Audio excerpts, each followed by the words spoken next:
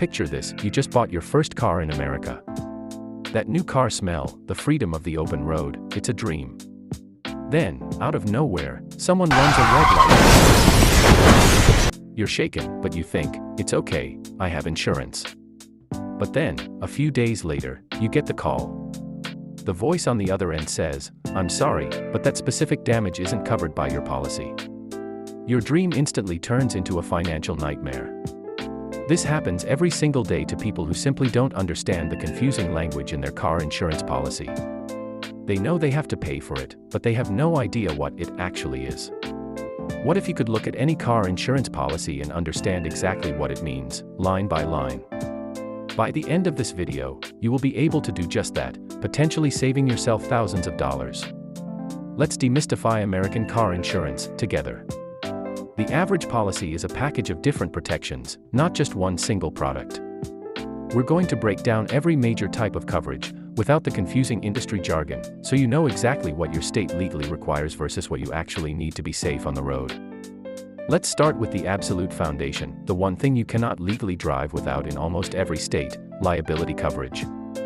Think of this as the "I messed up" coverage. If you cause an accident, liability insurance pays for the other person's expenses. Now, liability itself is split into two crucial parts. First, you have bodily injury liability. This pays to repair or replace the other person's car, or any other property you damage, like a fence, a building, or a lamp post. Every state sets its own minimum required amounts for this coverage. But here is the critical warning you must hear: buying only your state's minimum is one of the biggest financial risks you can take. Consider a real-life scenario. If you cause a crash that totals a brand new truck and seriously injures the driver, a state minimum property damage limit of $25,000 will be wiped out instantly, leaving you personally responsible for tens of thousands of dollars more. That is a life-altering debt. This is where collision and comprehensive coverages come in, and this is where many people get confused. The difference is actually quite simple once you see it. Collision coverage is exactly what it sounds like. It pays to repair or replace your own car after a collision with another vehicle or an object, like a guardrail or a tree, regardless of who was at fault. So, if you slide on ice and hit a pole, collision coverage handles your car's repairs. On the other hand, comprehensive coverage is for everything else. It's for damage to your car from almost anything other than a collision. We're talking about hailstorms, floods, fire, falling objects like a tree branch, theft, or even hitting a deer. If a tree falls on your car, comprehensive is what you'd use. Both of these coverages come with a deductible, which is the amount of money you agree to pay out of pocket before your insurance kicks in. A $500 deductible is common. Now, you've probably heard the term full coverage.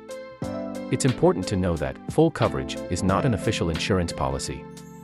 It's just a common term people use to describe having the robust combination of liability, collision, and comprehensive coverages all together.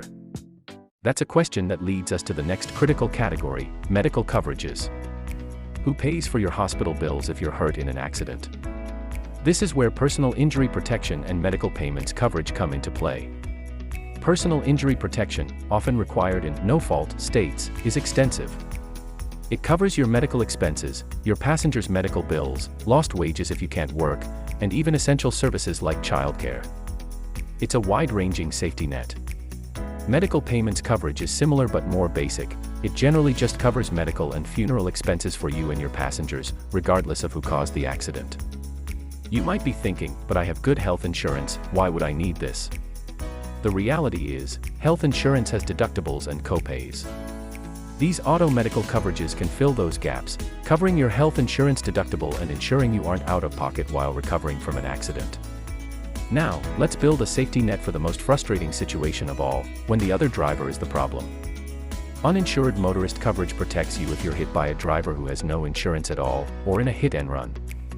Underinsured motorist coverage is just as crucial. This is for when the at-fault driver does have insurance, but their policy limits are too low to cover the full extent of your medical expenses. Their insurance pays their maximum, and your underinsured motorist coverage would step in to cover the remaining $55,000.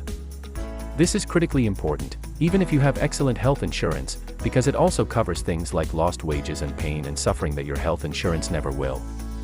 Roadside assistance is for those moments your car breaks down. It covers towing, jump starts, and lockout services. Rental reimbursement pays for a rental car while your vehicle is in the shop after a covered claim. And if you just bought a new car, you should strongly consider gap insurance. If your new car is totaled in an accident, your standard insurance will only pay its current market value, which is often thousands less than what you still owe on your loan. Gap insurance covers that gap, saving you from a massive financial loss. So, how do you build your perfect policy? Here's your simple framework.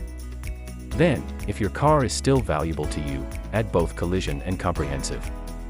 For your personal safety and financial security, strongly consider uninsured and underinsured motorist coverage, along with medical payments coverages. You are no longer in the dark. You now have the knowledge to make smart, informed decisions about your car insurance, confidently understanding what you're buying and why. If this video saved you from future confusion and financial stress, pay it forward by giving it a thumbs up. Subscribe to the channel for more content that puts you in control of your finances. Now, I want to hear from you. Which of these coverages were you most surprised to learn about? Let me know in the comments below.